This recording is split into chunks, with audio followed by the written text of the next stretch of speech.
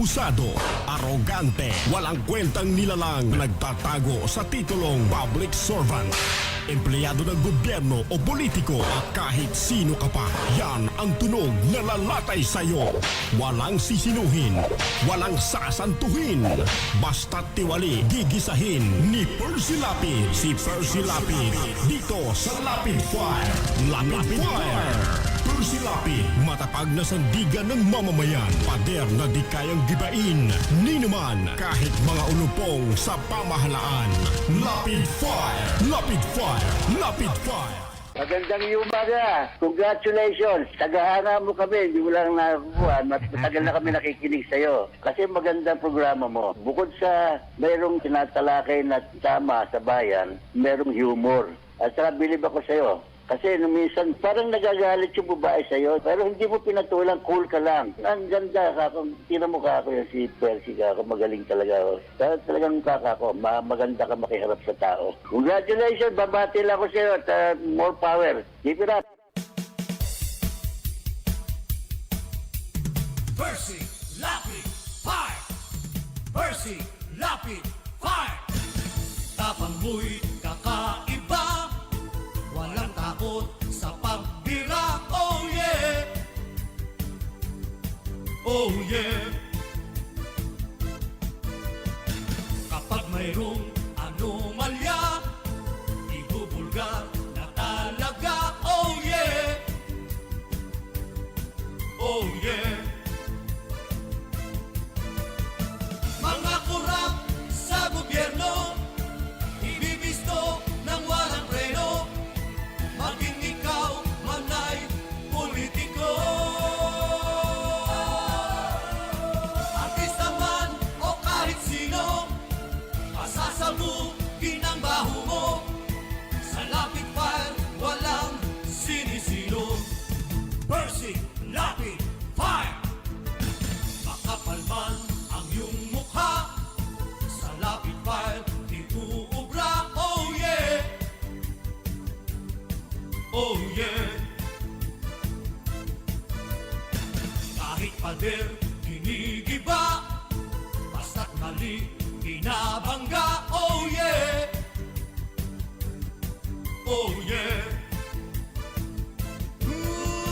Mga kurap sa gobyerno, ibibisto ng walang preno, maging ikaw man ay politiko.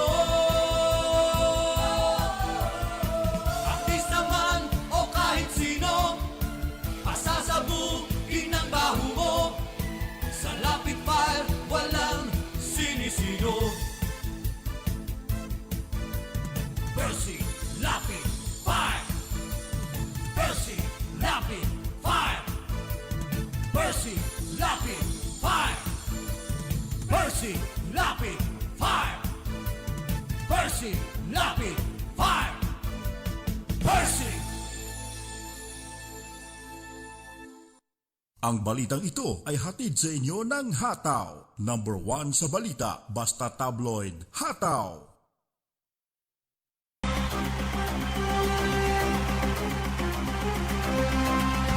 Magandang gabi po mga kaibigan. Muli pong sumasa inyo ang palatuntunang Lapid Fire. Tayo po ay napapakinggan pagsapit po ng alas 10 ng gabi hanggang alas 11 ng gabi dito po sa himpilang DWBL 1242 sa inyong mga talapihitan.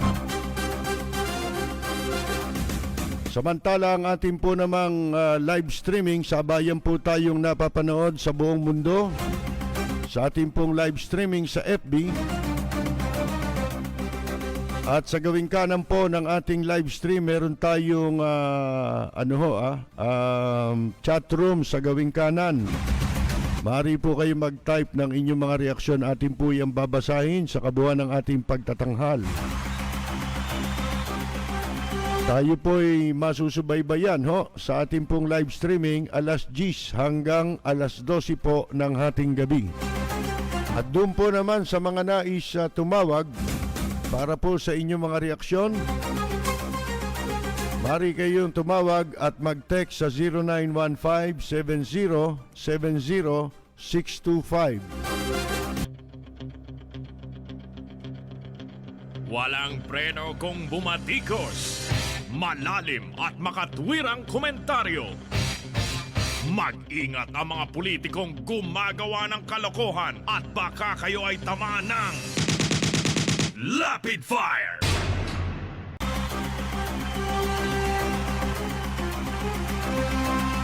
Ang outgoing US Ambassador po sa Maynila ay nasurpresa doon po sa paggagawad ng absolute pardon kay Pemberton. Takin ninyo, hindi rin pala alam ng US Embassy yun.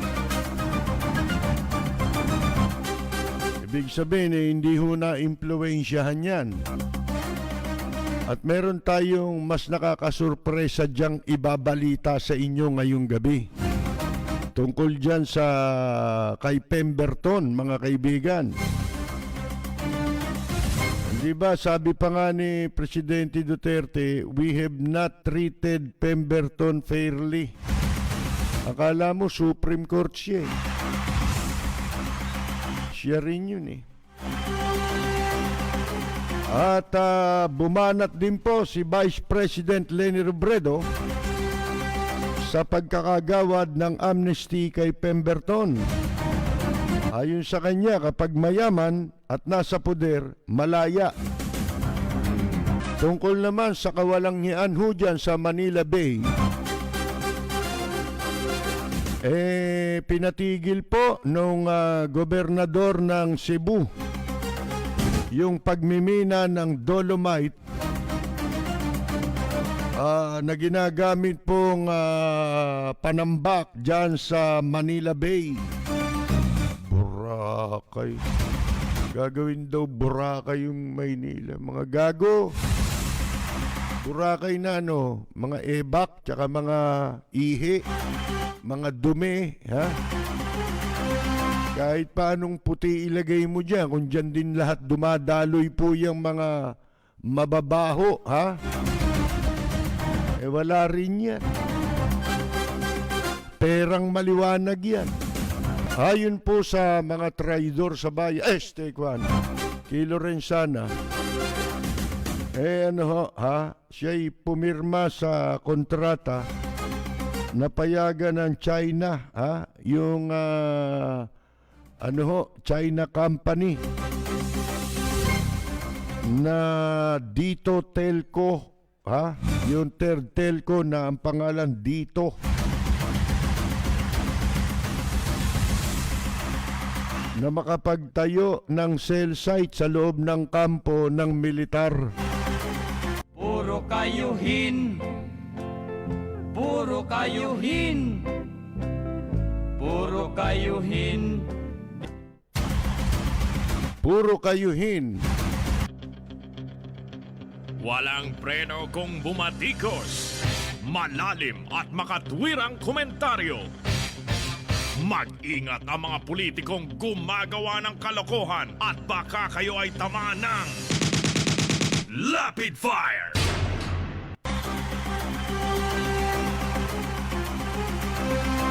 Nasurpresa daw po itong si outgoing US Ambassador Sung Kim, mga kaibigan, ng gawaran po ng absolute pardon itong si Lance Corporal Joseph Scott Pemberton. Ayon ho kay Justice Secretary Menardo Guevara. At ayon kay Guevara, mga kaibigan, under the normal course of things, ang isang tao raw, di ko na masyadong babasahin ito. Basta ang importante mga kaibigan, nasurpresa yung maging yung ambasador. At kayo rin masusurpresa ngayong gabi sa sasabihin natin, mga kaibigan, tungkol dito sa nasabing kaso na ito. Ayan. Ang problema ho dito, mga kaibigan, tayo ho, lagi nating sinasabi na dapat ay doon lang tayo sa rule of law. Kung ano yung batas, doon tayo. Ngayon, ang sabi ho ni Presidente Duterte, we have not treated Pemberton fairly. Pero sa atin, wala nakakaalam kung ano sinasabi niya ron sa kung na hindi nabigyan ng patas na trato si Pemberton. Wala naman siyang binabanggit kung bakit, mga kaibigan. Kasi gusto niya siya lahat, pati paghatol sa tao, sa bunganga niya lahat manggagaling, mga kaibigan. Ngayon, ang tanong ito, bakit binigyan ng absolute pardon ni Presidente Duterte itong si Pemberton, gayong meron ng desisyon ang hukuman na nagpapalaya kay Pemberton? Yan ang tanongin ninyo. Di ba? Binigyan mo pa ng pardon yan Kailan mo binigyan? Pagkatapos na palayain na ng hukuman base doon sa itinagal niya sa kulungan na para na rin siyang nakulong. Kasi yun ay base naman sa inapply na petisyon ng kampo ni Pemberton na total napalaya na itong tao, nagdusa na itong tao, palayain na, yun ang kanilang kwan, di ba? Consummated na yung sinasabing parusa na iginawad sa kanya. Ang parusa sa kanya reclusion perpetua mga kaibigan habang buhay na pagkabilanggo. Ang tanong ngayon dito, yung kapangyarihan ni Presidente Duterte na makapaggawad ng absolute pardon sa ilalim ng tinatawag na executive clemency. Yung executive clemency, ano ho yan kapangyarihan na ibinibigay sa presidente na pwede siyang maggawad ng pardon, kaya yan conditional, kaya yan absolute, at ng parol. Ang tanong ngayon, nasunod ba sa yung batas? Nasunod ba ang proseso sa ilalim ng batas? Yun ang dapat itanong. Kasi rule of law ang pinag-uusapan natin. Hindi tayo papanig kung kani-kanino, mga kaibigan. Ang tatanungin lang natin, doon ba sa in-exercise na kapangyarihan ng presidente sa paggagawad ng executive clemency? Kasama dyan yung sa ilalim ng executive clemency, yung paggagawad ng pardon. Yung bang proseso, hindi naman basta may executive clemency ka, powers. Wala ng proseso.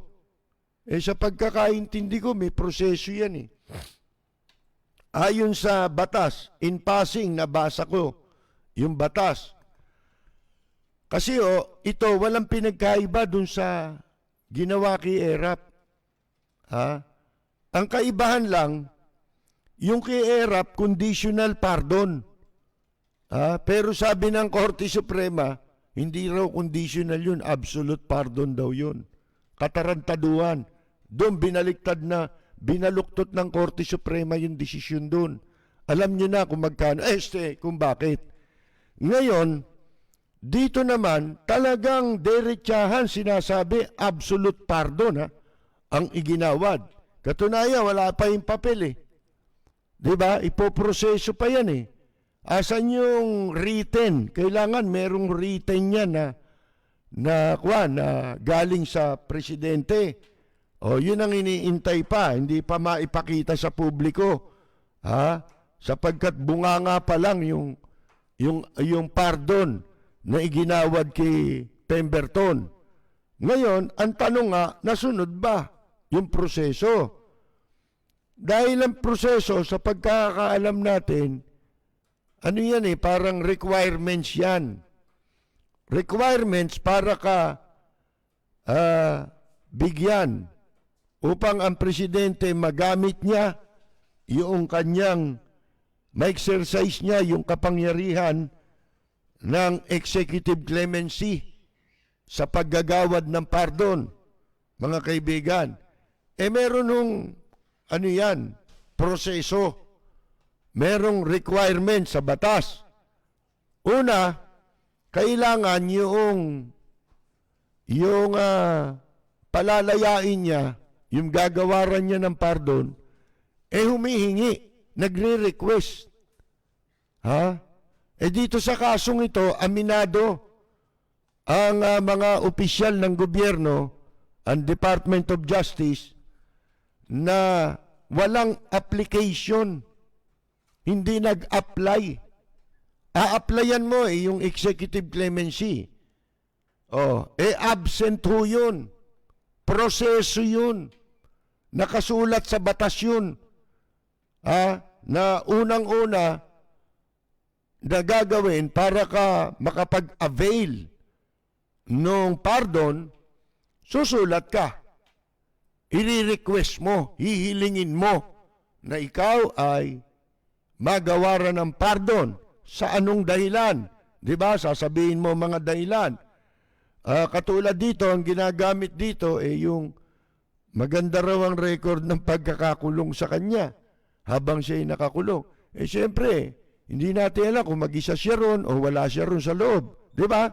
Wala naman ang makapagsasabi nun Kasi nasanay na tayo na ang ginagawaran ng pardon yung mga nakakulong sa Muntinlupa, sa New Bilibid Prison. Ito, hindi naman to nakakulong dun Diba? Nakakulong ito dun sa facilities na teritoryo ng United States sa loob ng Aguinaldo. Meron silang property ro na inuokupahan. At pagka yan ay okupado ng foreign na isang dayuhang bansa, kamukha ng Amerika, considered yun na territory ng Amerika, parang extension ng bansa nila yon. Parang tayo din, yung mga embahada natin. Meron tayong embassy sa ibang bansa.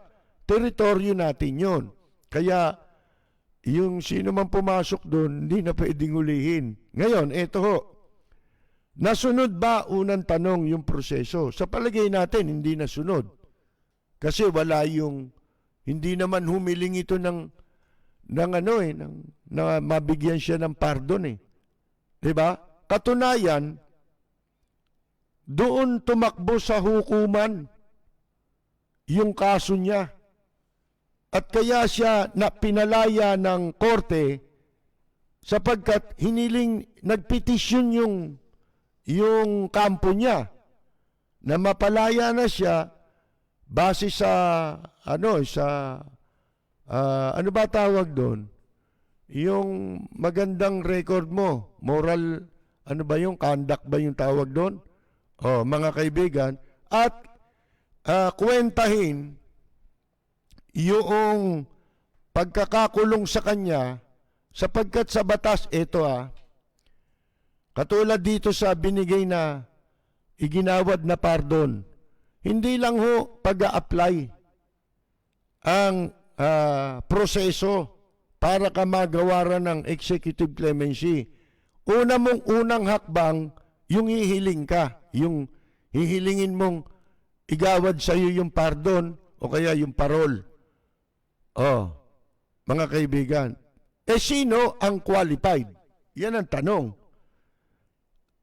Sa mga ginagawaran ng pardon at saka ng parol, sino sa mga gustong mag-avail niyan ang pwedeng bigyan ng presidente o kaya ng gobyerno, yung Department of Justice? Sa ilalim nila merong tinatawag na Board of Pardon and Parole.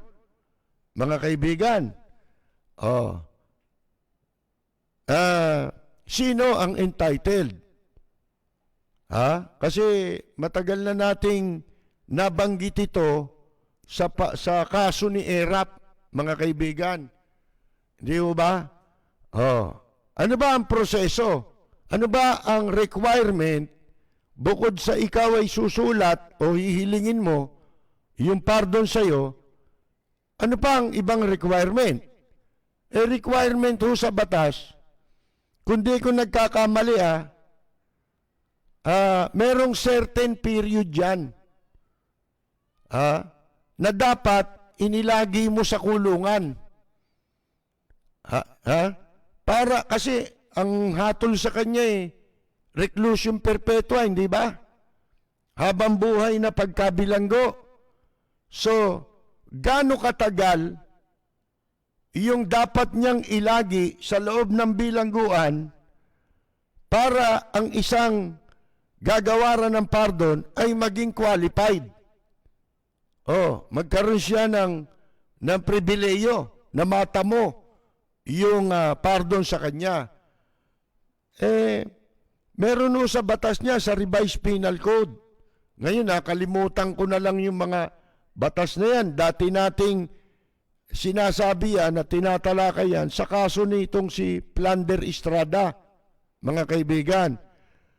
Kanina, yung iniskan ko yung balita o yung batas, hindi ko nabasa yung buong sinasabi dun sa yung mga section, di ba?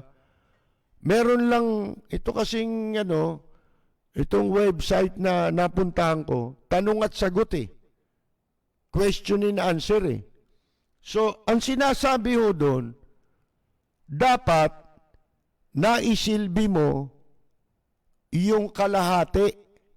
Doon sa nabasa ko, pero alam ko two-thirds yata Ewan ko kung gano'ng katagal Inabasa ko kanina, kalahati dapat nung sintensya sa'yo ang naisilbi mo sa loob ng bilangguan. Ngayon, ang hatol sa kanya'y habang buhay na pagkakulong. Sa madalit sabi, ang kalahati nun, ang habang buhay kasi, ang katumbas sa mga taon yan, 40 years. Ang katumbas ng isang habang buhay, ng isang life sentence, mga kaibigan.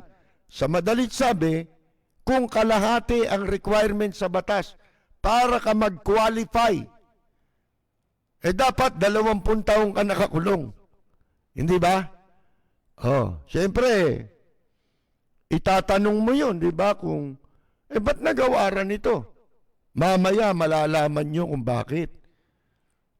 Ngayon, isa pang tanong natin.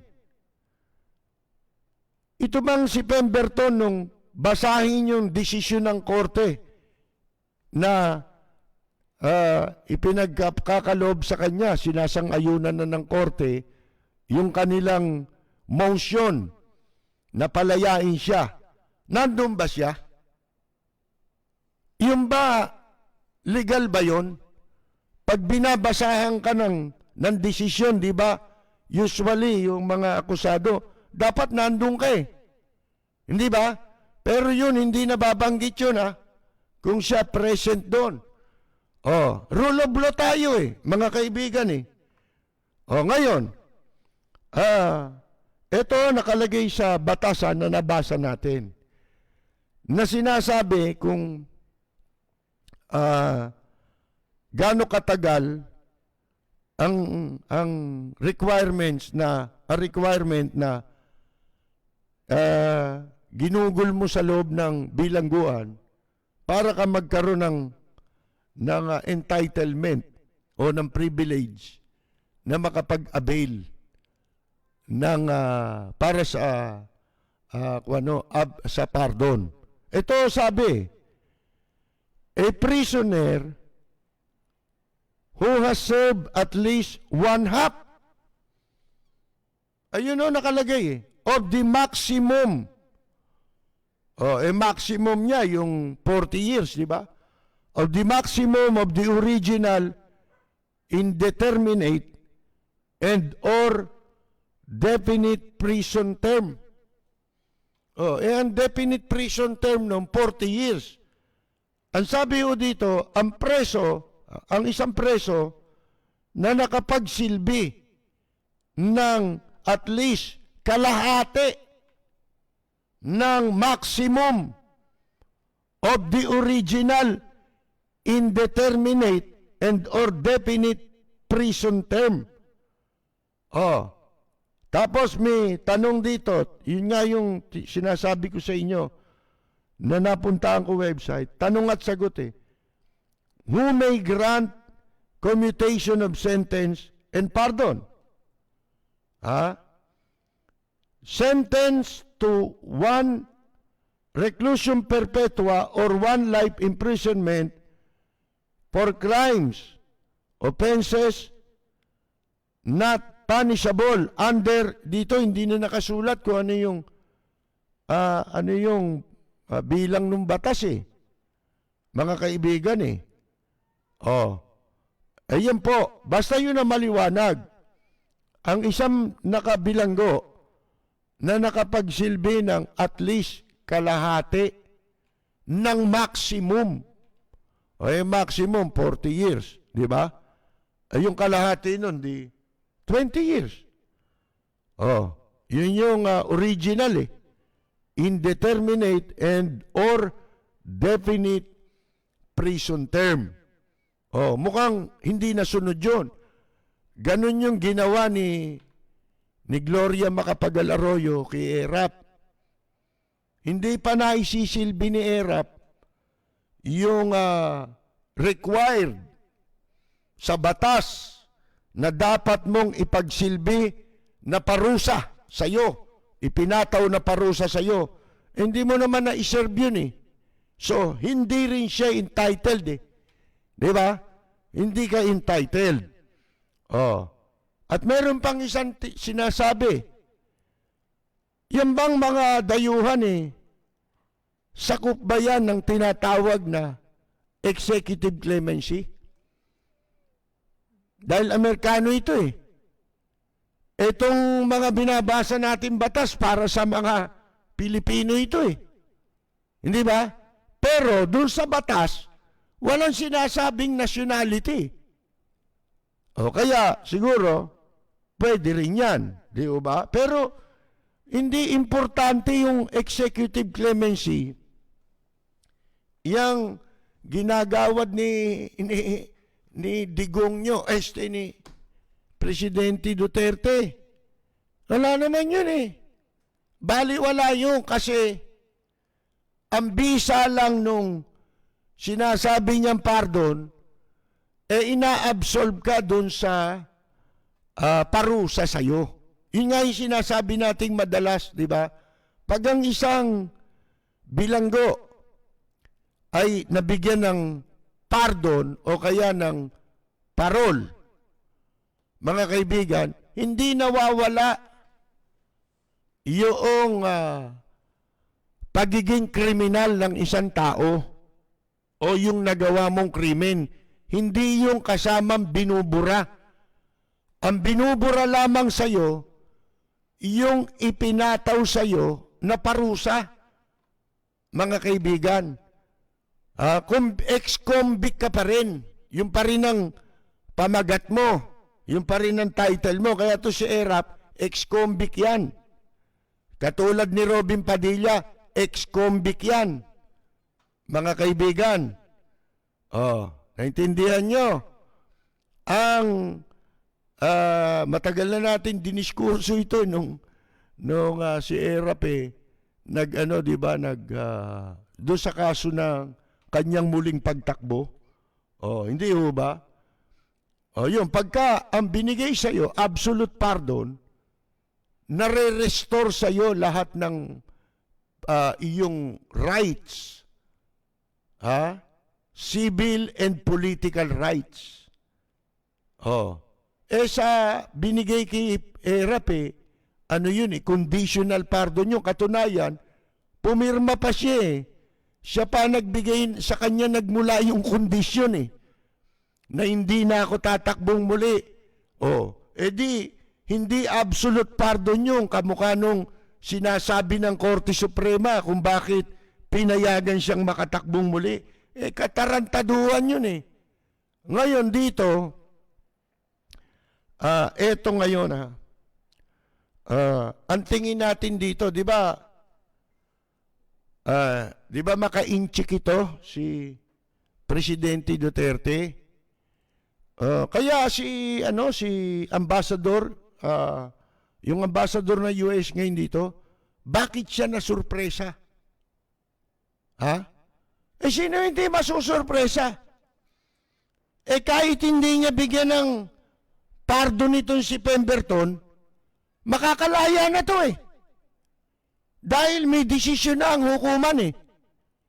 At itong unang desisyon ng hukuman, pinagtibay pa ng Court of Appeals eh. Mga kaibigan eh. Magtataka kayo, ito'y capital punishment ito. Ibig sabihin, automatic ito, magiging subject for review pa ng Korte Suprema kung hindi siya pinalaya ng hukuman. Hindi ba?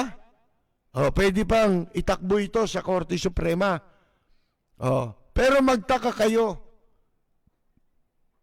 Siyempre, yung iba pwedeng magalit doon sa judge, di ba? Kung bakit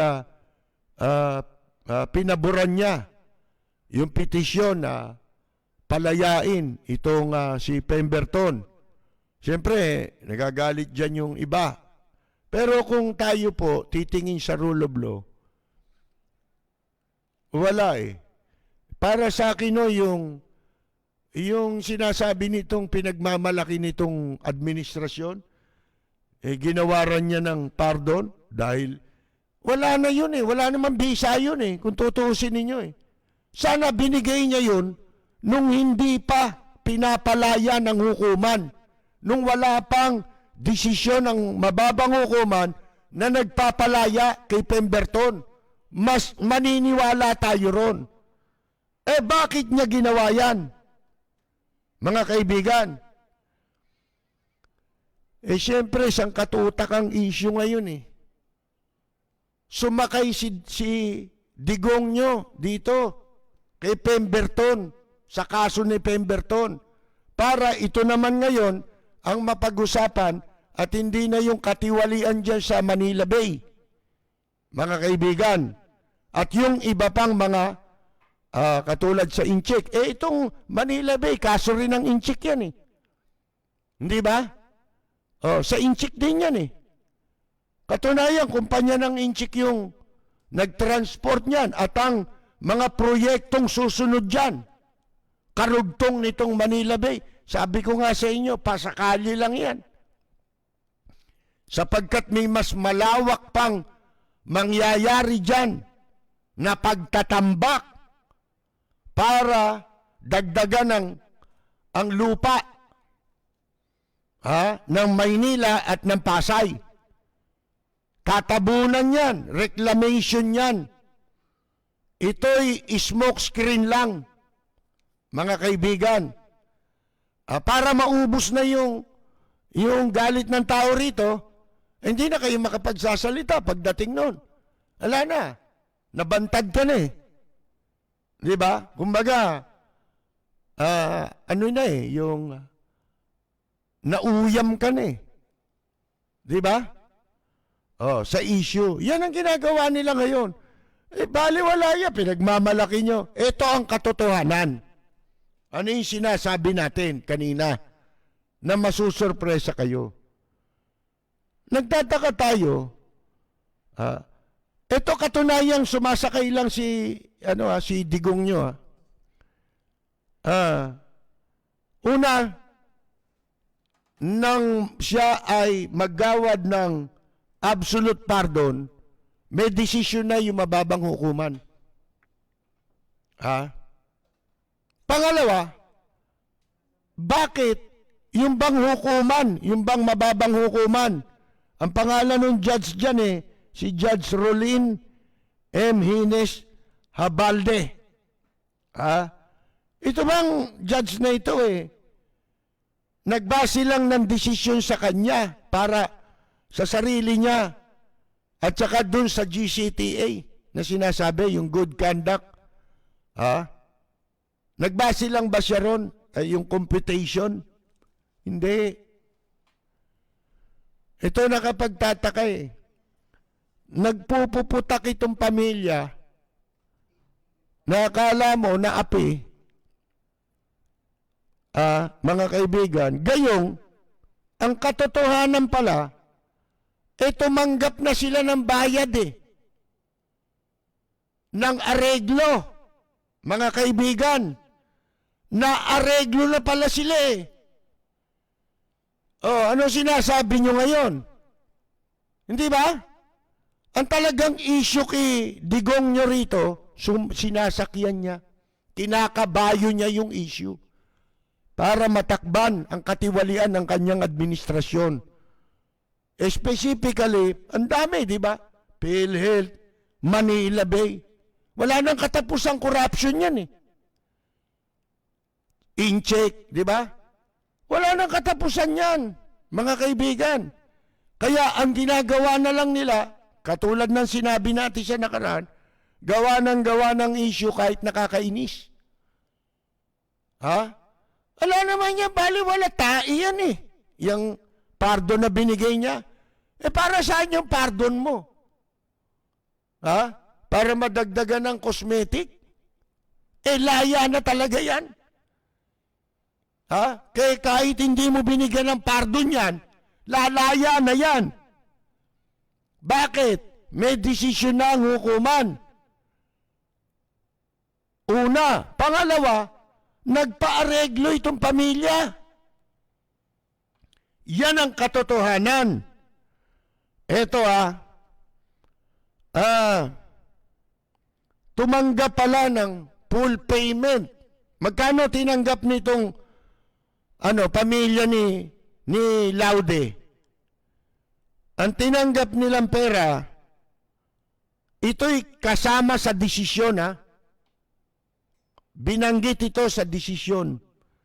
Yung desisyon na inilabas ni Judge Hines Abalde noong September 1.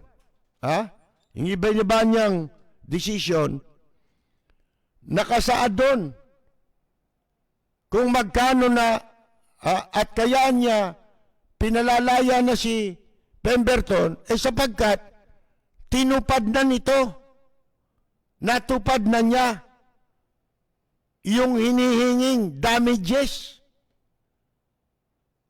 Mga kaibigan, yung una niyang desisyon noong August 25, ina-award niya ng 4,650,250 pesos. Madalit sabi, 4,650,000. Ito yung manager's check, ito. Ang number ng manager's check.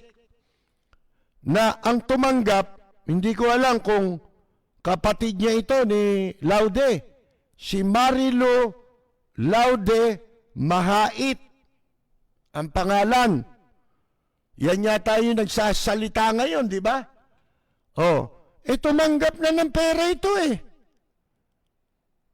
Yung damages tinupad na yung damages Mga kaibigan di ba, pag inatulang ka, ito yung accessory penalty. Pagbabayarin ka.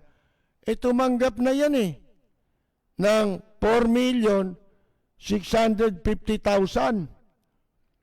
Manager's check ng RCBC. 0, 0, 6 na 0. Tapos 3270, yan ang number ng manager's check.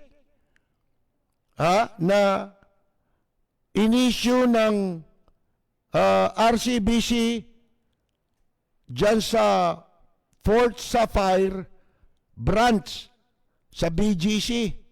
Mga kaibigan, nung August 25 lang August 25, 2020. Tingnan mo Kuwan, Ba't ganon? Ayan ho, ha?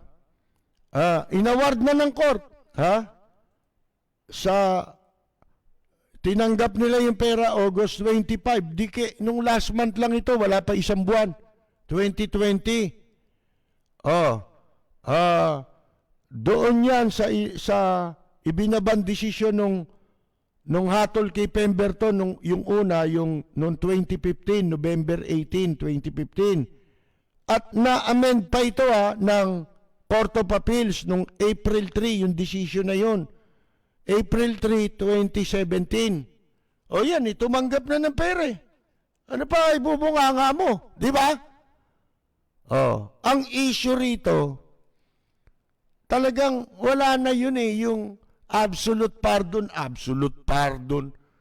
Ginagamit lang ito sa sasakyan ni Presidente Duterte. Sino ba unang humawak ng kaso nito? Di ba si Roque? Ha?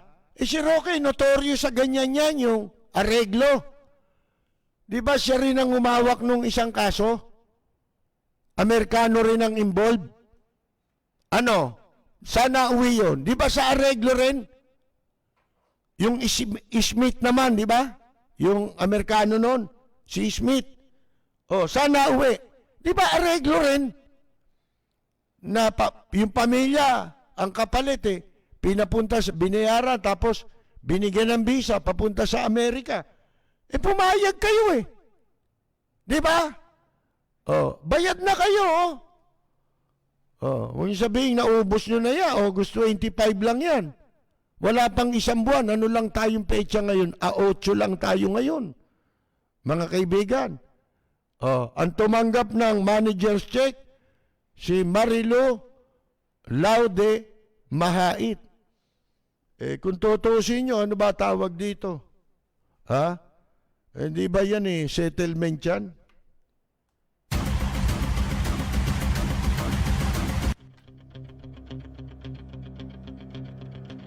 Walang preno kung bumatikos. Malalim at makatwirang komentaryo. Mag-ingat ang mga politikong gumagawa ng kalokohan at baka kayo ay tamaan ng Rapid Fire! Kaya yun ang dahilan bakit nagulat ang US Embassy outgoing ambassador. Hindi lang sinabi, pinagmamalaki ni Guevara yun. Kinagulat niya kasi gusto nila magkaroon ng impression na nagpapatupad sila ng rule of law at nawala silang pinipili, maka-inchik sila. Di ba To si Presidente Duterte. Kunyari walang personal sa Amerika. Kahit na hindi mo issue ng gawaran niya ng executive clemency, laya na yan Dahil desisyon nyo ng hukuman. Di ba, mga kaibigan? Ano pa pinagsasabi ninyo? Kaya sila nagsasalita ngayon dyan at kaya, kunyari, binigyan ng executive clemency na absolute pardon para ito ang mag-divert doon sa ibang issue. Dito naman tayo pupunta ngayon. Hanggang sa makaligtaan na ng tao dahil alam naman nila ang ugali ng mga Pilipino ay ningas kugon at madaling makalimot dahil maigsi ang pantanda. Di ba? Ito naman sabi ni Vice President Robredo, kapag mahirap, may parusa. Kapag mayaman at nasa poder, malaya. Tama rin naman ito. Di ba? Ang problema, pumayag yung yung mga tumanggap sila Di ba? Ngayon, ito sabi ni Vice President Leni Robredo, ang tanong nga natin, patas at makatarungan ba ang naging desisyong ito? Libo-libo ang nakakulong pa rin dahil walang kaso, pambayad sa abogado. Hindi malitis-litis ang kanilang mga kaso. May mga pamilya silang nagugutom, nagkakasakit, at naghihirap. Pemberton had lawyers. May abogado raw si Pemberton. Special detention facilities, a quick public trial, and an appeal. Ngayon, lalong luminaw na mayroon din siyang resources para masigurong mabibigyan pansin ng mismong Pangulo ang kaso niya. Dito tama yung mga sinasabi ni Vice President Leni Robredo. Katunayan, ganyan din ang pananaw natin kapag hindi lang sa kasong ito. Kasi nga, napakaraming nakabilanggo. Alam nyo, sa City Jail, dyan, makikita ninyo, yung mga bilanggo dyan, nakakulong sa City Jail. Kaya sila nandyan, hindi pa tapos ang kaso nila. Hindi pa na bibigyan ng tuldok yung kaso sa kanila. Wala pang desisyon ng hukuman sa mga kaso nila. Kaya sila nakakulong sa City Jail. Nag-aantay ng desisyon kung sila'y palalayain ng hukuman, nililiti sila, o sila'y mapapatawa ng sintensya. Di ba? O kaya sila nandyan. Pero, kung titignan nyo, wala namang nag-aasikaso sa kanila. Yung sinasabi ni Vice President Leni Robredo, wala silang abogado. Abogado mo, Pau. Karamihan dyan dahil sa may sumusweldo sa gobyerno yan, pero tamad yan. Mga nandiyan sa Pau. Kumbaga training grounds lang nila yan At para magamit nila na credential, para makakuha din ng ibang posisyon sa gobyerno. Na nagpapasweldo sa kanila gobyerno. Pero hindi naman naaasikaso yung mga preso. Yun ang malaking pagkakaiba na sinasabi ni Vice President Leni Robredo. Sa kaso ng mga Amerikano, yun ang nakakainggit. Hindi dahil sa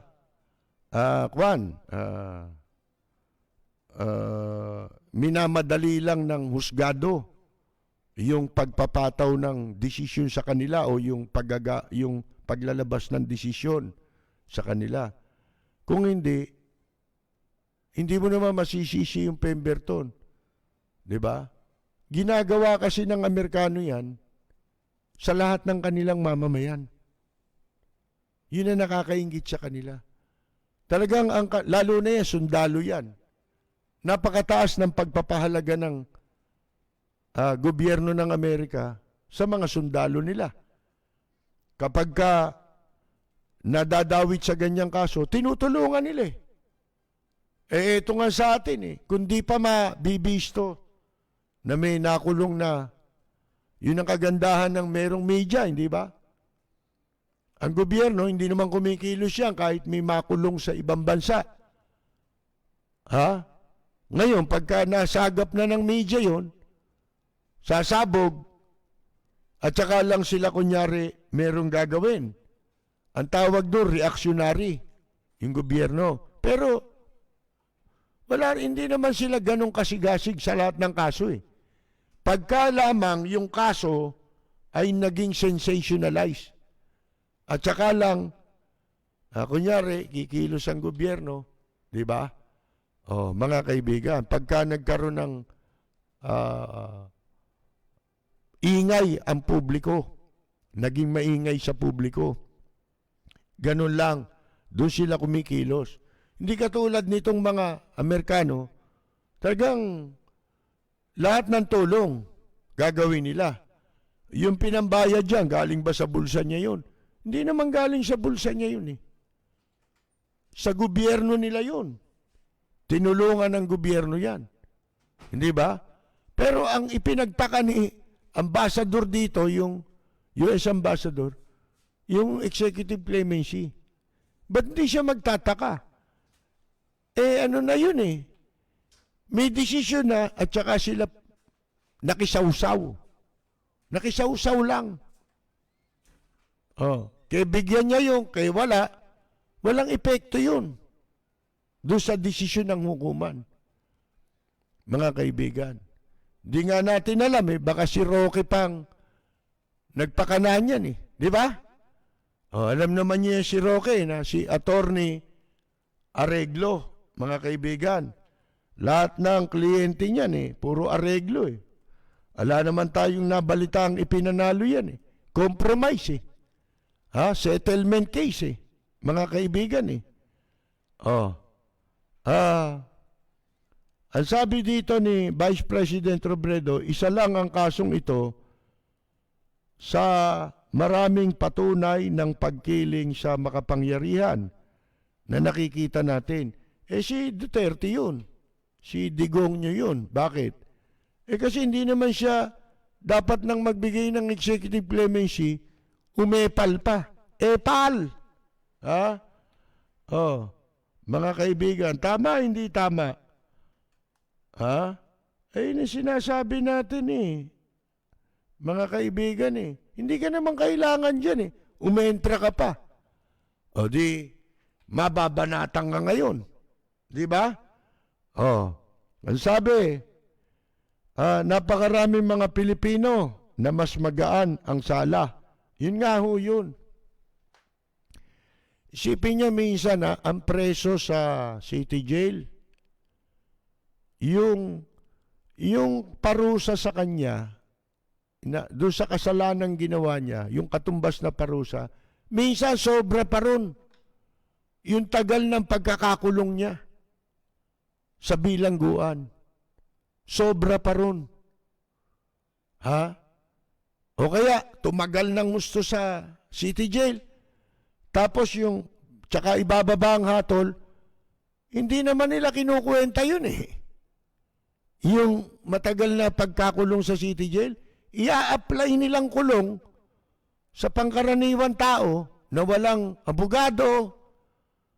Mga kaibigan, ia-apply lang nila yun. Pagka meron ng pinal na hatol, yung hukuman, yung mababang hukuman, di bibiyahe doon sa, halimbawa, naging hatol, reclusion perpetua, doon pa lang magsisimulang bilangin yun. Kung 10 taon, 15 taon ka nakakulong sa city jail, ibabawas ba nila yon? Idididak ba nila kaagad yon? Hindi. Sana, halimbawa, ilang taon ka nang, dapat ganun ang hukom, di ba? Ilang taon ka ba nakulong dito sa city jail? 10 taon na ho ganun ba? Kasi hahatulang kita ngayon habang buhay. So, nakulong ka na 10 taon, gagawin ko na lang 30 taon ang hatol sa'yo. Di sana ganun. Di ba? Hindi. Hindi nila i-apply yun. Doon magsisimula. Doon magsisimula sa sa pagbiyahe sa kanya sa Muntinlupa o sa Bilibid Prison. Mga kaibigan. Yun ang sinasabi dito. Napakaraming iba nga, magaang ang kaso di ba? Kaysa dyan. Pero hindi nabibigyan ng katulad na pribileyo. Sana raw, sabi ni Vice President Leni Robredo, maasa siya na si Presidente ay gamitin din yan, yung kanyang kapangyarihan sa paraan in a manner that is fair, na patas na makikinabang ang mga pangkaraniwang Pilipino. Tama naman yun. Kung nag-express ka ng compassion sa iba, yun na nga mahirap dito Sa incheck lalo na compassion yan. Kaya ngayon Huwag kayong ano dyan kay Pemberton kasi inasikaso ang kaso niyan eh. Tinulungan ng gobyerno nila yan financially. Ha? Legal assistance, sigurado silang nagbabayad niyan. Kasi US serviceman yan eh. Oh. Hindi ba? Yun ang nakakaingit sa kanila. Hindi mo masusumbatan ng gobyerno na pinaglilingkuran mo. Mga kaibigan, hindi katulad dito, magretiro ka lalo mga sundalo. Ha? Mga kaibigan, walang pakialam sa'yo, sumabit ka, di ba? Sa ibang bansa, hindi ka naman tutulungan eh. Oh. Ngayon, yun nga, ang nangyayari, tayo nagiging second class citizen sa ating sariling bansa. Mas magalit kayo sa inchik. Ito nga, nakasuhan pa nakulong pa Yung mga inchik ba, nakulong? Tanong ko sa inyo, nakulong ba mga inchik dito? Yung mga pinaguhuli nila, nasan ngayon yan? Nasan ang mga kaso niyan? Mga kaibigan, ito kaya nakatatawa, may pakandak-kandak pa ng tracing. Yung ba mga bahay na tinutuluyan ng inchik, hindi nyo pupuntahan? Ha? Yung pinapupuntahan ngayon, di ba, contact tracing? Ang tinetrace lagi, mga Pilipino lang di ba kahapon binabasa natin yung press release ni Lito Lapid. Gusto pang kumita sa inchik ng damuho. Gagamitin pa yung mga pobreng nagrereklamo sa kanya. Pero wala naman siyang gagawin. Di ba? Ngayon, bakit hindi nyo i-contact tracing yung mga inchik? Di ba? Puntahan ninyo yung mga inchik, yun ang i-contact tracing nyo. Katunayan, kahapon, binabasa natin, sangkaterba pa pala yung mga underground hospital, COVID hospital ng mga Chinese dito. Kaya, dito wala ka mababalita ang inchik na namatay sa COVID May gamot sila mga kaibigan. Di ba? Illegal lahat Hospital, illegal. Mag-practice ng medicine, illegal. Yung mga gamot, pinasok dito, illegal. Hindi nakarehistro. Sa food and drug, di ba? Yan ang i-contact tracing nyo. Unang-una, bakit sila may ospital na may gamot na COVID? Di may ginagamot sila. Alam nyo yung mga nakukumpiskang gamot dyan? Meron mga nagsabi sa akin yung mga nalaman positive, yun ang ininom Mga kaibigan, mura lang daw yun. Gumaling Nagsigaling sa COVID. May gamot sila At ang i-contact tracing mo, siyempre, sino magpapagamot dun? Di yung mga nakatira dito, yung maramihan kung tumira sa building, sa bahay, di ba? Ba't yan hindi kasali sa contact tracing? Ang kino-contact tracing lang, mga Pilipino, lalo na dun sa mga depressed area. Pero wala na po tayong oras, mga kaibigan, kaya tayo po ay magpapaalam muna sa mga nakikinig sa atin sa DWBL 1242 sa inyong mga talapitan. Tayo po ay napapakinggan alas 10 ng gabi hanggang alas 11 ng gabi sa DWBL. Mula sa top-rated music station ng dekada 80, ang WBL. Tuloy na naglilingkod sa inyo sa pamamagitan ng magaganda at piling-piling programa. Mula Lunes hanggang Linggo, aaliwin kayo ng aming kilalang mga komentarista at public service program. Ito lamang sa himpilan ng DWBL.